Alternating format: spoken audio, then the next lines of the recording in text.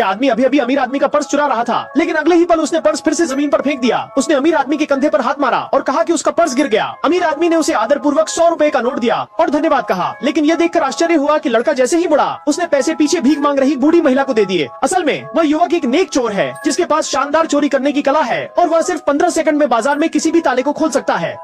अज़्ज़ुकाती, हर रात वह अमीर और ताकतवर लोगों के घर में घुसता है, लेकिन वह कोई भी कीमती चीज नहीं लेता बल्कि दीवार पर अपनी कलात्मक ग्राफिटी छोड़ जाता है। इसीलिए उसे ऑनलाइन 3 मिलियन प्रशंसक मिले हैं। इस बार उसने स्थानीय मुख्य न्यायाधीश के घर में प्रवेश करने की हिम्मत की, लेकिन वह आश्चर्यचकित था जब उसने देखा कि उस न्यायाधीश के घर में कई अजीबोगरीब उपकरण हैं।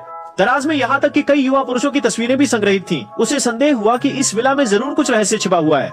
अचानक तहखाने की दीवार की कोठरी के पीछे उसे वाकई में एक गुप्त कमरा मिला। जैसे ही उसने जासूस छेद से देखा, श्याओबाई डर के मारे 3 मीटर दूर उछल गया। उसने तुरंत इस भूतिया जगह से भागने का निर्णय लिया, लेकिन इसी समय ऊपर की लाइटें अचानक जल उठी। वो जज घर आ गया। असल में जज के फोन पर घर में घुसपैठ की चेतावनी मिली थी, इसलिए वो खास तौर पर जांचने के लिए वापस आए थे, लेकिन घर की कोई भी चीज गायब नहीं थी। उन्हें लगा कि शायद चेतावनी में कुछ समस्या थी, और जब उन्होंने अनायास ही ऊपर देखा तो दीवार पर लगी पेंटिंग टेढ़ी नजर आई। जब छोटे भाई ने मौके का फायदा उठाकर जज के पीछे से भागने की कोशिश की, जज ने भी लगता है कि आवाज सुन ली थी। सौभाग्य से छोटे भाई ने फुर्ती से जमीन पर लेटकर खुद को बचा लिया। इस समय उसकी सांस लगभग रुक गई थी, क्योंकि उसने कमरे में एक ठंडा बिना त्वचा वाला आदमी देखा। अगले दिन उसने तुरंत गुमनाम रूप से पुलिस को सूचना दी, लेकिन उस गुप्त कमरे की स्थिति इतनी छिपी हुई थी कि पुलिस वहाँ कुछ भी नहीं ढूंढ पाई। एक साहसी चोर के रूप में उसने खुद ही कार्यवाही करने का फैसला किया। रात के अंधेरे में शोभाई चुपके से तहखाने की अलमारी में छिप गया, और जैसे ही उसने देखा कि न्यायाधीश गुप्त कमरे में प्रवेश कर रहा है, उसने सबसे उपयुक्त हथियार चुना और कमरे में घुस गया।